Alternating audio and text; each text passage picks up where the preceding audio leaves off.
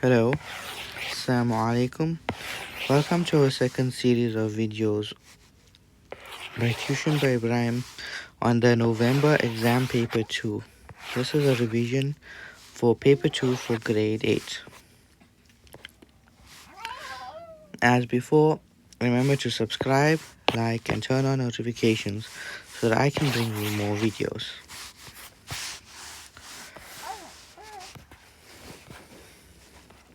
We'll start with some revision of straight line geometry. The first thing we want to cover is a complementary angle. A complementary angle or complementary angles are when two or more angles add up to give you the 90 degree. So the key here is complementary adds up to 90. Complementary adds up to 90. Repeat that and by heart that. Complementary adds up to 90. And remember that supplementary will add up to 180. So complementary angles are when two angles add up to 90 degrees, and this 90 degree is often indicated using a small square that represents a right angle. So we have a couple of examples here. Here's one here where we have this line and the angle between these two lines is given with a small square. So the first angle we have here is 30 degrees. This is a 30 degree, that's why there's a 30 here. So the angle here is 30 and the angle on this part is marked as x. But because we are given that this total is 90 degrees, we know that these two angles have to be complementary. They have to add up to 90 degrees. So we can go ahead and say that x plus 30 has to equal to 90. Reason is it's a right angle and your reason is complementary angles. We can solve this equation by moving a 30 over, and x is equal to 90 minus 30, making x 60. So this would be 60. Now let's think about it. They say complementary means they add up to 90. So what's 30 plus 60? Doesn't that give you the 90 we're talking about?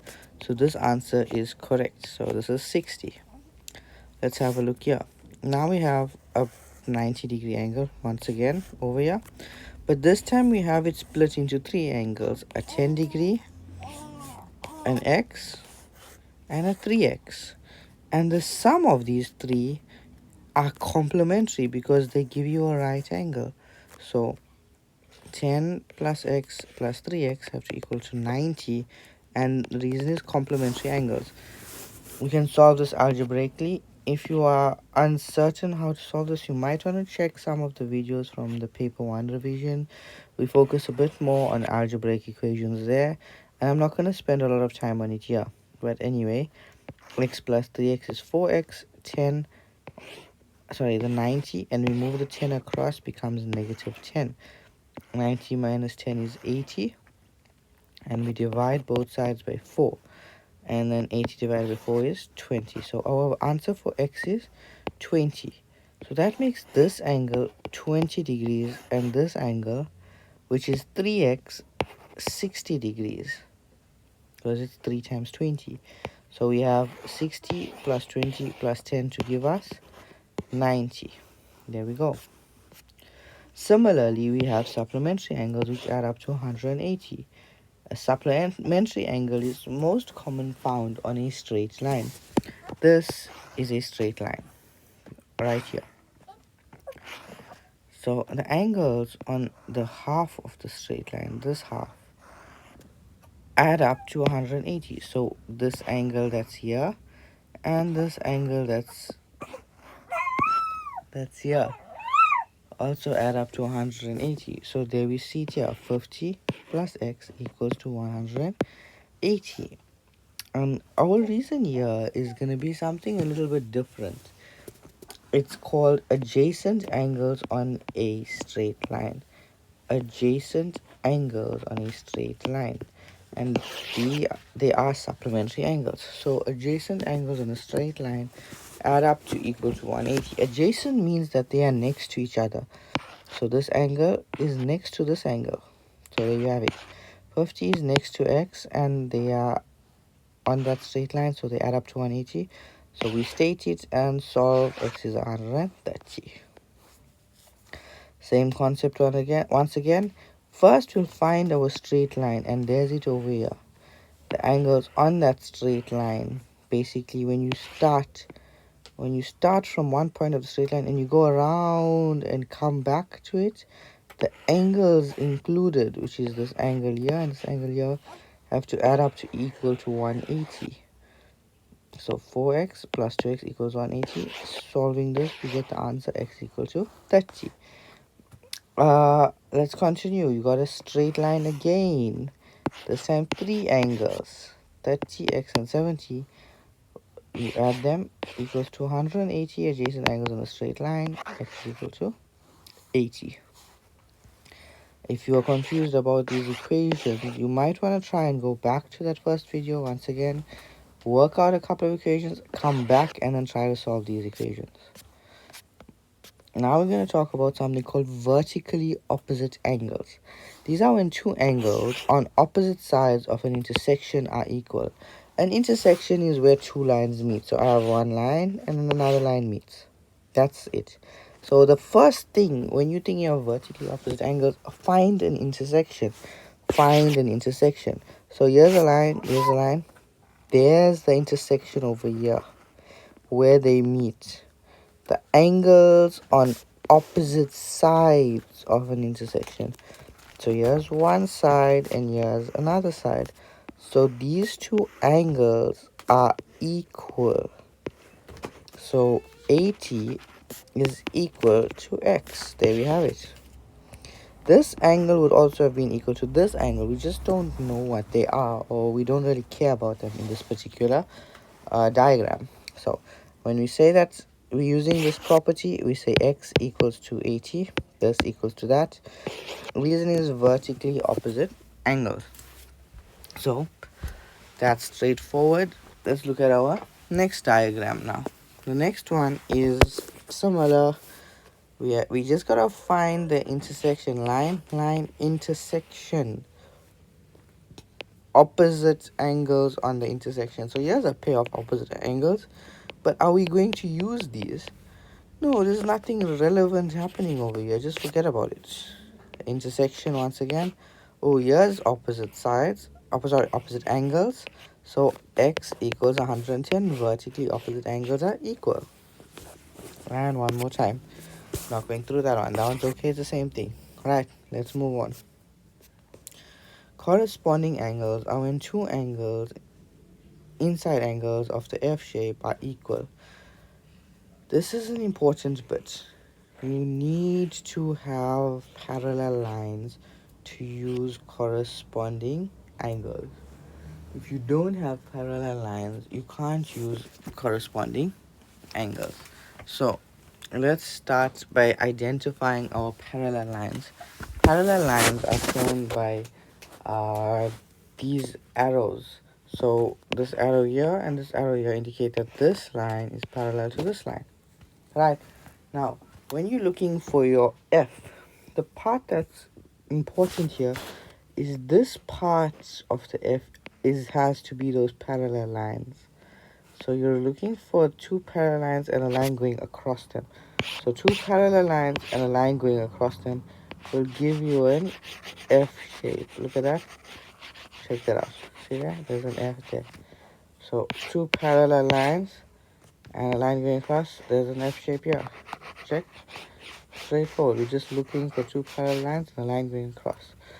So here's a parallel, here's a line going across. Can we see an F shape? Yes, this one is pretty straightforward. There's the F there. Now, the important part is don't get confused about this. You have to try and understand which angles are equal.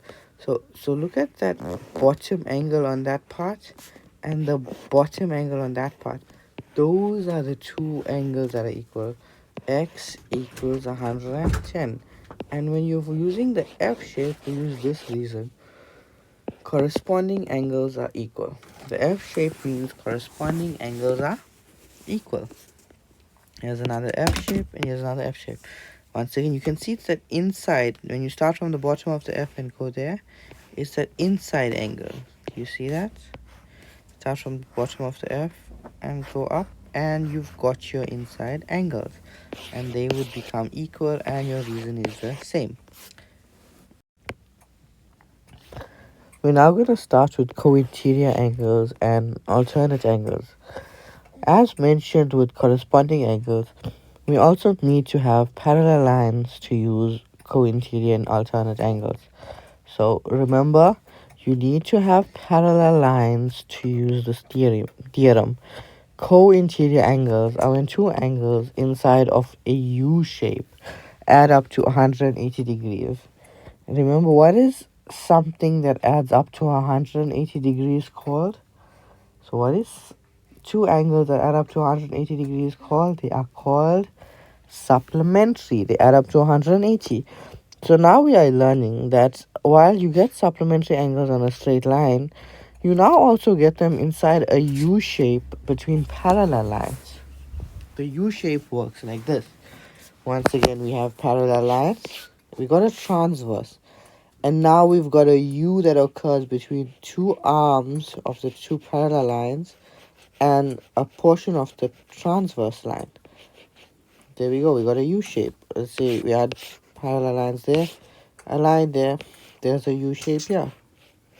So now what parts of the U shape are going to be considered co-interior? So it's going to be the inside angles of that U shape. So there's your U here. It's this angle and this angle that are considered co-interior. So when you add them together, they should give you 180 degrees. So 30 plus x is equal to 180. There we go. X plus 30 equals 180. Co-interior angles add up to equal 180 degrees. There we go. Solving this equation for x is equal to 150 degrees. So remember, we're looking for a U shape with co-interior. Now, the thing is, in the question in the exam, they're not going to ask you to use the corresponding theorem or the alternate theorem or the co-interior theorem. You need to be able to spot them. But we're going to go through that in a couple of examples. So don't stress on that now. First, let's understand them. Here's another U. Notice how it might look like an N, but the concept is that it's a U that's just flipped over, right? It's two angles between two parallel lines and a transverse. Here's another one. Alright, 45 plus x equals 180. The order of these two doesn't matter. X plus 45 and 45 plus x are the same thing. 45 plus x equals 180. Co-interior angles, there we go. Answer for x solved. X plus 100, there we go, equals 180 because we took it from the U shape. There we go. So remember, we took it from the U shape. So we got x plus 100 equals 180. Co-interior, solve, x done. Move on. Alternate angles. Alternate angles are when two angles inside of the N or the Z shape are equal. Now remember, the first one we did was corresponding angles, which is the F. And according to that, the two angles are equal, similar to alternates. In the U shape, these two are not equal, they are supplementary. But now in the N shape, they are equal. So they are equal in your corresponding and alternate, but not co-interior. So let's have a look here. Now, what does the N or Z shape mean? Start again with our parallel lines. Draw a transverse. We have a Z that naturally appears. Parallel lines again. Draw a transverse. This is sort of a Z. It's a bit more tilted, but it's acceptable. This angle and that angle would be the inside angles of that Z shape. Let's try and get an N now. Yes, parallel lines, transverse. No, that's not an N. Maybe something like this and like this. Maybe that's an N. Yeah, there we go. Here's an N, yeah. So it can be a Z or an N. Okay. So the inside angles are equal. So there's our Z shape. The angles on the inside of our Z are equal to each other. So this is equal to this. So x is equal to 20. Alternate angles are equal. Once again, N shape, x 50. X equal to 50. Alternate angles are equal. Once again, okay, this is a backwards N, but the concept is the same. Whether it's backwards or forwards or flipped or rotated, as long as it looks like an N somehow. There we go. 60 and x, alternate angles. There we go. Good to go. Alright, that's the concept for co-interior alternate. Remember, it relates to corresponding in that they all need parallel lines. The other properties we did so far before that did not need parallel lines. Now, the interior angles of a triangle, which is a shape with three sides, add up to 180 degrees. What is something that adds up to 180 degrees called? It's called supplementary. The interior angles of a triangle are supplementary. So here's a triangle here. Here's a triangle here. There's an angle x, an angle 30, and a little square in the corner. What does a little square mean? And a little square in any angle or corner of any shape means 90 degrees. It is a right angle. So that little square means a right angle. So now we said that the interior angles of a triangle add up to 180. So this one plus 30 plus 90 should give you 180. So let's write that down. X plus 30 plus 90 equals 180. Reason is that the sum of angles in a triangle add up to equal 180. Sum of angles in a triangle add up to equal 180. And then when you solve for x, we find that this x is 60. So this is a 60 degrees. So 60 plus 30 is 90, plus 90 is 180. So that works. That checks out. Straightforward. Let's look at this one. Here's a triangle. There's three angles. Angle between those two lines, angle between these two lines, and angle between those two lines. They all have to add up to equal to 180. Correct. So 100 plus 50 plus x. There you go, equals to 180. And when you solve for 180, you get 30. So you solve for x, you get 30. Right? Once again, same story. We just got two angles in the unknown, put them together, add them, equal to 180, solve for x. Algebra. Right? Same story now, but this is for a quadrilateral. What's the difference between a quadrilateral and a triangle? It's the number of sides. A triangle has 3 sides. A quadrilateral has 4 sides. So when a shape has 3 sides, the angles add up to 180. But when a shape has 4 sides, the angles add up to 360. So in this case, you're adding this one, this one, this one, this one, and you get 360. Sum of angles in a quadrilateral add up to equal 360, and you solve for x. Once again, same story. Here 90, 90, 90, so 90. So x is 90 because this is a square or a rectangle, but that's fine. Then here we got another shape. 100 plus 80 plus 140 plus x. 100 plus 80 plus 140 plus x equals 360, and you solve for x and you're good to go. Right, so we're gonna stop. Right, on this video we're gonna start talking about the properties of some of our 2D shapes. The worksheets you've seen previously were all made and designed by myself. This one, however, was not. So credits to at salamanders.com, mathsalamanders.com.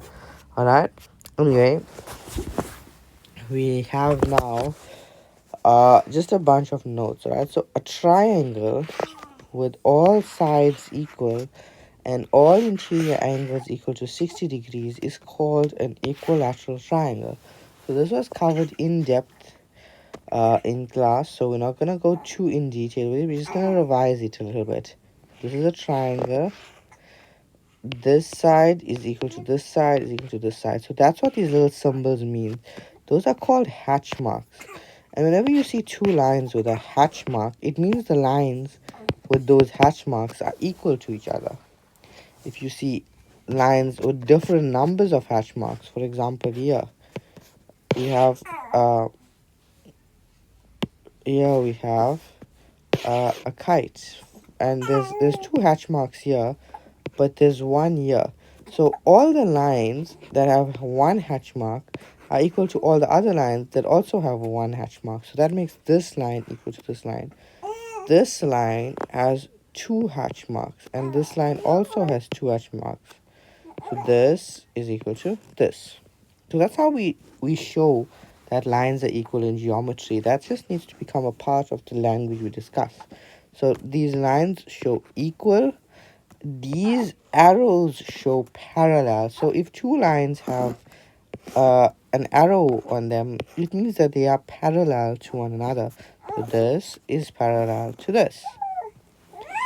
Now, in this shape, we have two sets of arrows. So there's arrows here and here, meaning this line is parallel to this line and this line is parallel to this line. But there's two here and two here, meaning that this line and this line are parallel. This line is not parallel to this line, no, because they have different number of parallel symbols, right? So that's an important thing to note. Anyway, back to our equilateral. So it has three equal sides. Okay, let's talk about angles now. All right, so sorry, I forgot to mention this. Equal angles are marked with the same type of curve. So this angle and this angle and this angle are marked with all that same single curve, because they are all equal to each other and they are all equal to 60 degrees. Any equilateral triangle has three angles that are all equal to 60 degrees.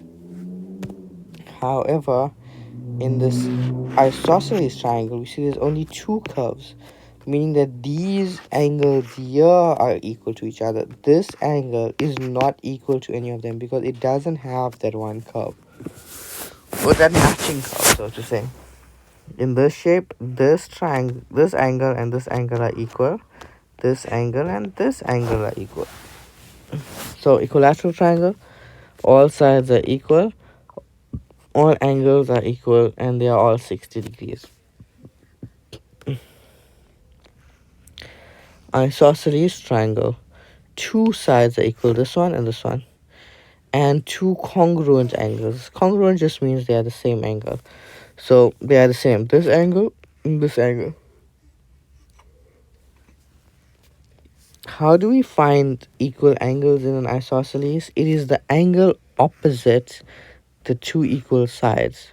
So here's one side, the angle opposite is this one, and here's the other side, and the angle opposite is that one. So that angle is equal to that angle. A scalene triangle is now a triangle with no sides or angles equal, right? That's just a simple one. There's nothing equal in this triangle. There's nothing important about it. It's just a triangle that you just randomly draw somewhere, right? With no equal properties or anything of the sort. We then have a right angle triangle. The key defining feature is that there is one right angle in this triangle, and it is marked by a little square. The little square marks a right angle. A right angle, as we said, is 90 degrees. The next triangle we have is an acute triangle. An acute triangle has all angles that are acute. Acute means that the angle is between 0 and 90 degrees. So it's basically got three angles that are less than 90 degrees. An obtuse angle triangle is a triangle that has one obtuse angle, meaning that one angle is bigger than 90 degrees. It could be 110 or 150 or 130. It's just bigger than 90 degrees. And the other two angles are going to be acute, meaning less than 90.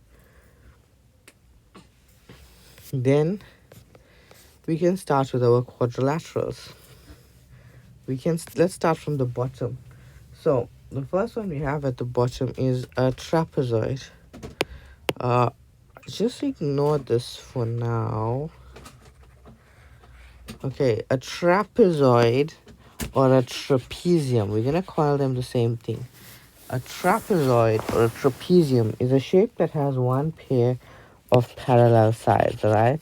So it's basically, let's say you drew some random quadrilateral, and in that quadrilateral you made two sides parallel. So let's say this side and this side became parallel, and there's the rest of the shape. So these two are parallel. This is now called a trapezium, and it's called that because one pair of opposite sides are parallel. The next one we're gonna have is going to be our parallelogram. Our parallelogram, as opposed to the trapezium, is now going to have two pairs of parallel sides. So it'll have one over here and one over here and one this way. So there's two pairs of parallel sides. The parallelogram also happens to have two pairs of opposite sides that are equal. So this side is equal to this side, and this side is equal to this side. So this and this are equal. See one hatch mark. That and that is equal with two hatch marks. Another thing about your parallelogram, okay, let's just mark these for you. Another thing about your parallelogram is that opposite angles are equal. So this angle is equal to that angle, and this angle here is equal to this angle here, right? You then get a rhombus, which is basically a parallelogram. It's the same thing, but in case with just one difference, and that difference is that instead of having this equal to this and this equal to this, we now have all four equal to each other. So this one is equal to this one, is equal to this one, is equal to this one. So all four are equal. So it's the same thing, but all four sides are equal. All right. The rectangle now is gonna be more similar to your parallelogram, but the difference is, all right. So let's put some markings in once again. This side is equal to this side. This side is equal to this side. This side is parallel to this side. This side is parallel to this side. And additionally, we have these right angles. So it's a parallelogram with four right angles. Alright, that's your rectangle. The square now is more similar to your rhombus. Basically, it's your rhombus but with 90 degrees now. Same story. So this time this is parallel, this is parallel, parallel, parallel, parallel, parallel, equal, equal, equal, equal, but with 90 degrees. So that's your square. The kite is a bit of an outlier now. There are no parallel sides here. There's nothing parallel. They are just adjacent sides that are equal. So this side is equal to this side. So this equals this. They are adjacent and equal. This side equals this side. Adjacent and equal. And these angles are equal to each other. So that's your kite. So those are the more important shapes you have to learn. You don't really have to focus a lot on this. This is all right. These are what you need to focus on. So I'm gonna. Right, let's get into the actual questions.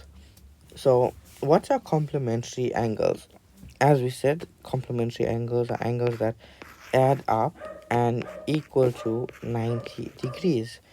Give examples of some complementary angles. So, 30 and 60, 50 and 40, 45 and 45. What about 80 and 10? These are all complementary angles because they all add up to 90 degrees. What are supplementary angles? These are angles that add up to equal to 180 degrees. Some examples of supplementary angles are 90 and 90, 90 plus 90, 100 plus 80,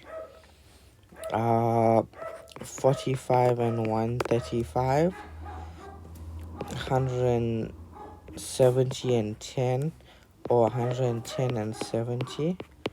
Basically a bunch of combinations that add up to equal to 180. Alright, complete the table. So we're talking about types of angles here, right? And they want a diagram, the size, and an example. So an acute angle, a diagram would look something like this. Just a simple angle with a simple mark here. The size of an acute angle is usually between 0 to 89, basically less than 90. So it's between 0 and 90, alright? So let's just say that it's between 0 and 90. Examples will be 30, 50, 89, 70. These are just a bunch of examples. A right angle is an angle that looks like the corner of a table or the corner of a textbook, or just a squared corner like that there. We indicate a right angle using a little square like so. The size of a 90 degree right angle is 90, and an example can only be 90. No other angle can be called a right angle except for 90 degrees itself. So if you've observed, we have a baseline, and then let's pretend that on this baseline we had another line. So let's do something like that. There's a baseline here, and let's pretend there's another line here.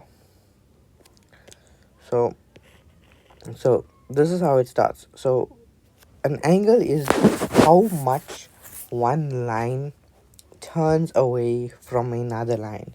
That's the definition of an angle. It's how much one line turns away from another line. So I'm going to be moving this line here to give you an understanding. This is our baseline. So looking from the baseline, I'm turning this line away. So can you see how this line is pivoting around a certain point and turning away from that line? So as it starts from here and turns this way, the angle value that is turning by increases. But all of these, as long as it turns this amount, the angle value is going to consider to be acute angle until it reaches this point, and then that becomes an obtuse angle. Okay, sorry, a right angle. That becomes a right angle. Once it's a right angle, you can turn it even more. So we started here, we reached a right angle, and now we're going to turn it more. So now from the right angle and this point here now, so this range where it turns. So after the right angle, till before it becomes a straight line, this whole range here is called your obtuse angle, where your angle lies on this side of the angle of the line. So an obtuse angle diagram looks something like that. Let's go back. Now eventually you're doing an obtuse angle and then you straighten it out. Now you have a straight angle.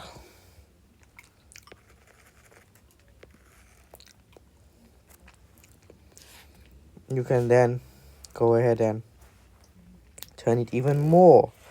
So we started here, we found our acute angles, found a right angle, found an obtuse angle, found a straight angle, and going further back to where we started. Now remember, this is where we started. We're coming back now. So this range here after a straight line to before the point we started at is called a reflex angle, because basically we've been going this way and now we like turned over now. So we're going this way now, it's called a reflex. Reflex angle. So there's two ways you can look at it. It could have been something like this, or it could even be something like this. But the key thing here is that this angle, see, it's on the side. It's on the big side now. This could have also been a reflex angle if I just drew this on this side. But the fact that I drew it on this side made it obtuse. The fact that I drew it on this side made it acute. It could have been reflex as well. Alright. And now we started here, we went all the way around and we came back to that same point. That is called a revolution. So it's two lines on top of each other and a circle showing the complete trip we made around that pivot point over here. So now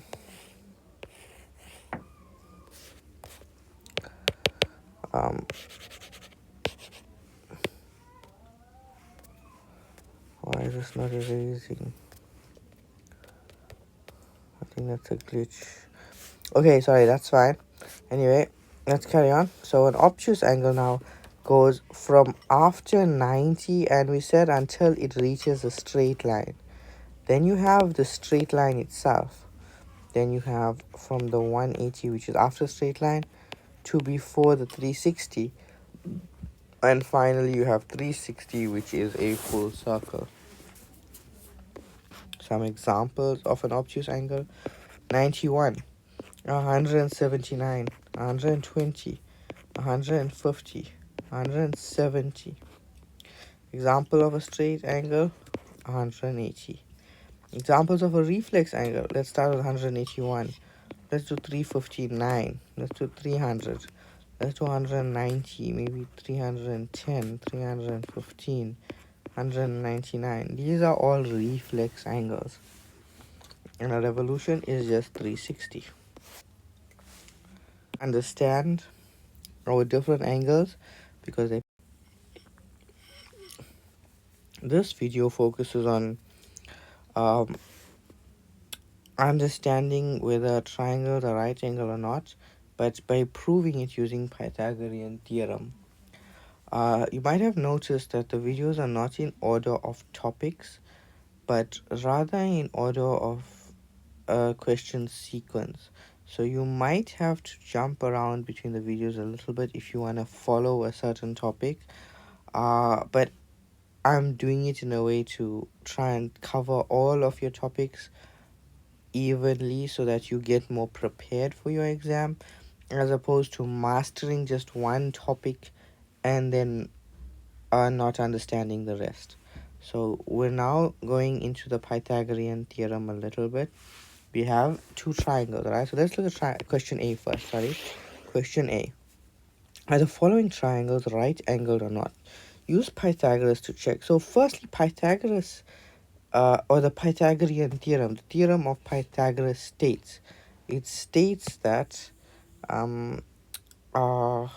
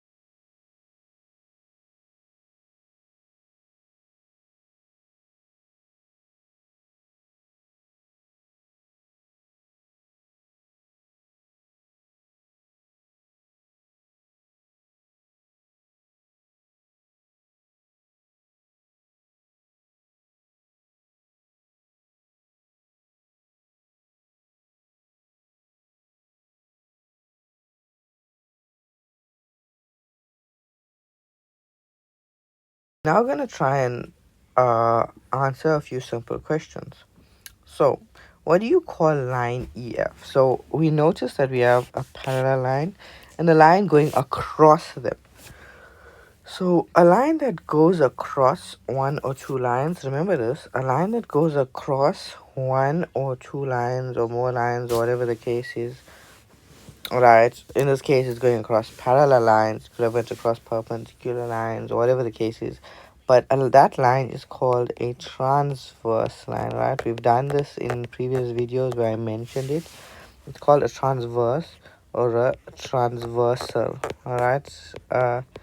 It's the same thing, just different versions of the same word.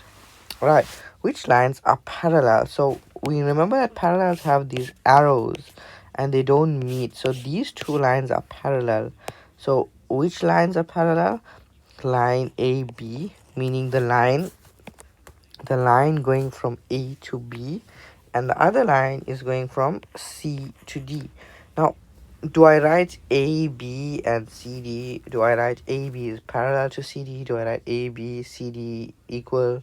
What do I write? So in mathematics, we have a symbol for the word parallel, and that symbol is two slashes like that. So AB is parallel to CD. That is the way we say it or read it. So if I have that written, the next person is gonna pick this page up and looking at this word here, read AB is parallel to CD. Okay, and similarly for perpendicular, we have a symbol that looks like an upside down T.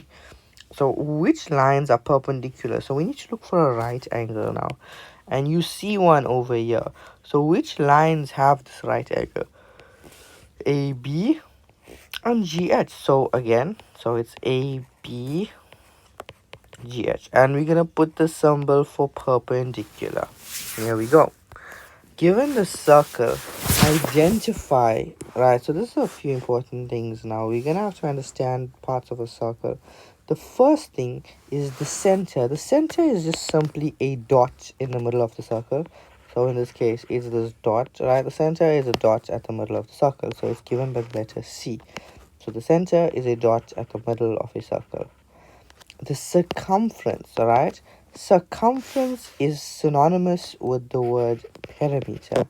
So the perimeter or the circumference of the circle is basically the outside line of the circle. So it's this thing here. It's this whole curved portion line thing that draws the circle. It's the ink you use to draw a circle. That is the circumference or the perimeter of a circle. So how do we identify it? We start from one point and write down all the letters along that. So it's A, D, B, F, E. So starting from A, D, B, F, E, A. So the circumference is A, D, B, F, E. Right, that whole curve is the circumference. Identify the radius of the circle. The radius is when you start at the center. You have to start at the center and go to the circumference. That is a radius. So you start at the center and go to the circumference. So can you see us starting at the center and going to the circumference anywhere? Yeah, here we go. It's from C to D. Alright, what about any other places? Some of you might have spotted it. But aren't we going from C to the circumference here? Aren't we going here as well? Aren't there three radii in this diagram? So our first and most obvious radius is CD. But we also have CA and we also have CB. Three radii. The next question is interesting because it's a diameter. The diameter is a line that cuts across the circle, basically cuts it in half. Now the point to make here is that it's a line across the circle, but is this a diameter? No, it doesn't cut the circle in half. If you and your friend were sharing a piece of a big cake and you cut it this way and you said, right, I've cut the circle in half and this is your piece and this is your friend's piece, your friend would not be very happy about that because they feel like they got robbed now because that's not half the circle. half the circle would be if you had cut it here. So what's the difference between cutting it here and cutting it here? The difference is that when you cut it here, you run through the center point of the circle. So the diameter is a line running across the circle, but going in through the center. It has to go through the center. Do we have any diameter here? Yeah, A to B is a diameter. Now, interestingly enough, isn't AB made of CA and CB? So is the diameter not made up of two radii, which is something we should remember? So let's go back into it. The diameter is AB, and the diameter is made up of two radii, and this will always be the case. It'll always be that when you find a diameter, there are two radii included in that shape. And the distance or the length of the diameter is double the length of the radius, because there's two pieces of equal line making up one long line.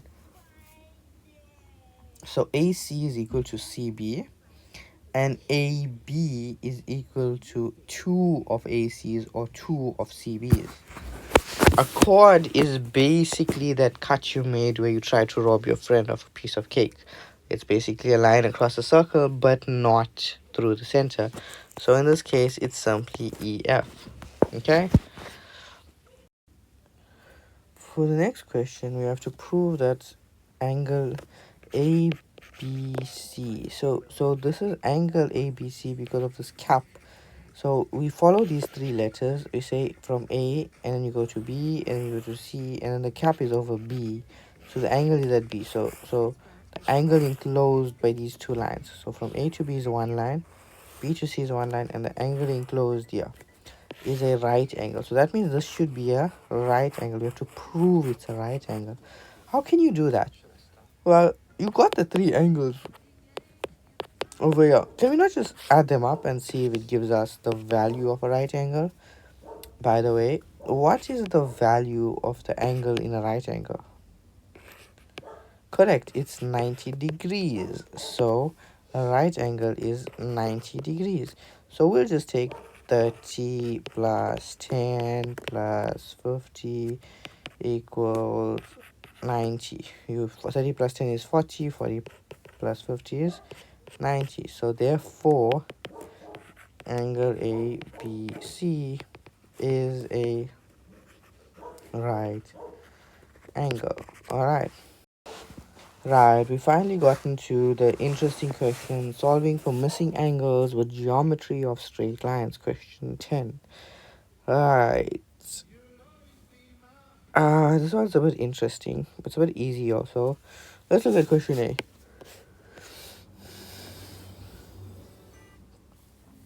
The first thing is, we see that there are no parallel lines. So parallel lines are not present, so we cannot use some stuff. So what can we not use because there are no parallel lines? We cannot use three things. So try and guess them. The first thing is we cannot use corresponding angles. We cannot use co-interior angles, and we cannot use alternate angles. We can only use angles in a straight line, angles around a point, vertically opposite angles, complementary angles, stuff along those lines, right? We can use stuff like that. So let's see, what's the easiest thing to do? Did you spot any angle properties or theorems in this question? I've spotted one. I've spotted an intersection, and there's a straight line here, and there's a straight line there. What theorem would that be? That would be vertically opposite angles. Y would equal to x. Would 30 equal to x? Let's check. There's a straight line. Oh, there's no straight line here, so 30 cannot equal to x. So make sure when you're checking your vertically opposite angles, you're following a straight line and another straight line and checking the angles between them. What other properties did you see? What about this? What does this mean? This means there's a right angle. So let's work with that one, because there's a right angle and these two angles, one is known, one is unknown. So can we not say that w plus 50 is equal to 90, and your reason is complementary angles add up to equal to 90, and then w is equal to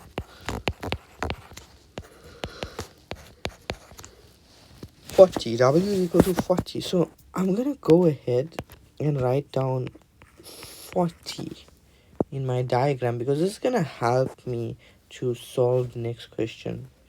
What can I do next? Let's I would like you to check and see if we can use angles on a straight line in any way. So find a straight line where we've got a bunch of angles but only one unknown. Here we go. There's one this way. If you go this way, so straight line, starting from this side you have 30, then you've got 40, then you've got a 50, and then you've got an X. So starting 30, 40, 50, X. Look at that, we only have one thing unknown. So we're gonna work with this. Let's use this, because this is gonna help us get X. So can we not say there's not enough space here, but that's fine. I'll just go ahead and put it here. So 30 plus 40 plus 50 plus X equals to 180, and then our reason is gonna be adjacent supplementary angles add up to equal to 180. This might be different from the reason I told you earlier for straight line, but try and use this one. Okay, 30 plus 40 plus 50 will equal to 120. Alright, and that's equal to 180. So X will equal to 60 degrees. Alright, that's fine. So now we have X equals to 60. Don't you recall we already know X is going to equal to Y because of this thing here? So let's go ahead and put that in now. So Y, the one we're solving for, is equal to the 60 that's by the X, and the reason is vertically opposite angles are equal. Alright, now we've got this is equal to 60. Now we're left with one angle Z. How are we gonna get Z? What about a straight line from here to here? A straight line from here to here. Basically, you got a straight line. You just draw a thing here, and then 60 plus Z needs to give you the angles on a straight line. So 60 plus Z has to equal to 180. Adjacent supplementary in your whole reason, and Z will equal to 120 degrees. There we go. Alright, let's continue. Sorry, this should have gone that way. Alright, now there's an interesting concept happening here. There's a W and there's another W. There's two W's. So what does that mean? It means that the two angles of the two W's are equal to the same thing. So there's different ways to solve a question like this, but the way I'm gonna show you is gonna work like this. Yeah, got a point here, we've got an intersection, and we've got a whole bunch of angles around this point. What is the angles around a point called? Remember when you did angles and you started here and you started rotating this line around and it came back? So if you go all the way around, oh, how many degrees are you looking at? You are looking at 360 degrees. So we can say that W plus 80 plus W plus 70 plus 150 need to equal to 360 degrees, and that'll be angles around a point add up and equal to 360 degrees. And then when you simplify this, it'll help you to get your answer. So W plus W is 2W. You add like terms. 1W plus 1W is 2W. Alright, then you add 70 plus 150 is 220. Plus 80 is gonna be 300. So you got plus 300 equals to 360. 2W is equal to 60, and then we can say W is equal to 30. So this is 30 and this is 30. Let's continue here. This is a difficult diagram at first, but it's not so bad once you understand it, and I want you to really think about it.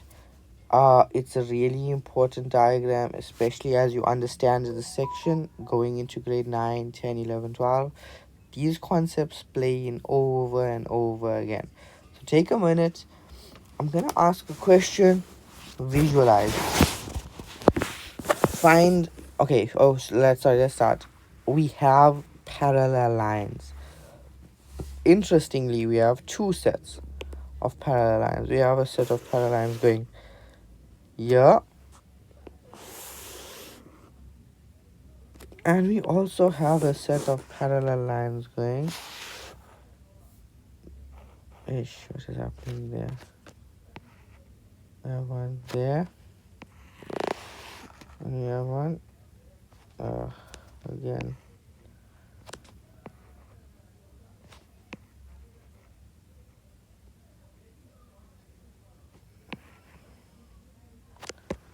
There we go.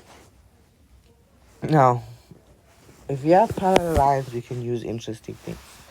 So let's go for it. Find for me corresponding angles. If you've forgotten, corresponding angles is an F shape. So find an F. Pause the video if you need to, because I will carry on showing it to you. So anyway, the first F shape we have is over here. You should have been able to spot that one fairly easily because it's facing the right direction. So we have an F shape there. You might not have spotted this F shape, or you might not have spotted this F shape, or you might not have spotted this F shape, but there were 4. Now try and find a U shape. Once again, we got a parallel line, and you find the transverse. So there's the U shape going here, here, here. We have a nice little U over there. We also happen to have one over here. We also happen to have one over here. This is a bit of a bigger U, but it's still a U shape.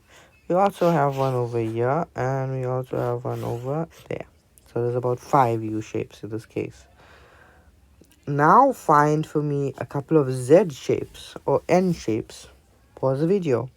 Important concept. You should have found about 2 or 3 at least. If you found less than that, pause the video again and look for more.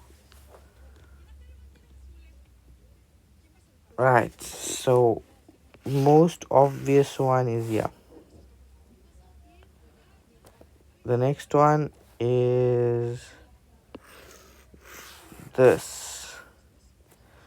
The next one is this. The next one is this. The next one is this. So as you've seen, there's a lot of them. Alright, and I might have missed some, but I'm not sure for now, and it's fine because I've got all that I need. So make sure you're training your eyes to spot these letters. That's the most important thing in the section, to find the Z's and the F's and the U's and the N's and the X's. Here's an X, by the way, where this is vertically opposite. Here's a straight line. Here's a straight line. Here's angles around a point. Here's a triangle. There's a lot of things happening in a question like this that you need to be aware of. I feel like this question was a bit incomplete, but it's fine. Right. Right. Let's go ahead and start solving some stuff here. But first, I need to give you one more number. I think this is supposed to be 70. This was supposed to be in the question. If you couldn't get it because you're missing that, go ahead and try it again. Pause the video, try to get it again. It's fine. But anyway, let's continue. So the first thing we can start with is over here. Let's start with the letter U. All right. So do you see how we have that F shape? The inside angles of that F shape are equal. So there's F. The inside angles are equal. So we can say that the letter U is equal to 120 degrees, and it's corresponding, which is the F shape. The F shape, corresponding angles are equal. So you're not gonna write chord F. You're gonna write the full reason. This is just a bit of a quick thing for you, right? So this is 120. The next thing we can do is we can spot there's a straight line here. So can't we solve for V? So 120 plus V must equal to 180. Reason is adjacent angles on a adjacent supplementary angles, whatever your case is, adjacent supplementary angles, and V is equal to 180 minus 120, which is 60. So V is equal to 60. The next thing we can do is, using the same 60, we said we found this. Do you remember? We found this Z or N shape. Now we can take that 60 and equate it here. Remember, the inside angles of your Z or N are equal. So this is equal to this. So X is now equal to 60. And your reason is alternate angles. The N or Z is called alternate angles. So now this is equal to 60. Right. Next one, we can use this side now. So this is also an N shape, and we have the inside angles equal. So this is Y and 70. So you can say Y equals to 70, and your reason is alternate angles. So there's our 70 there. And now for the last letter, the Z, there's a straight line here. The angles around the straight line are equal to 180. So we can say 70 plus Z plus 60 equal to 180. And it's adjacent supplementary angles. So Z plus 130 equals to 180. Z is equal to 50.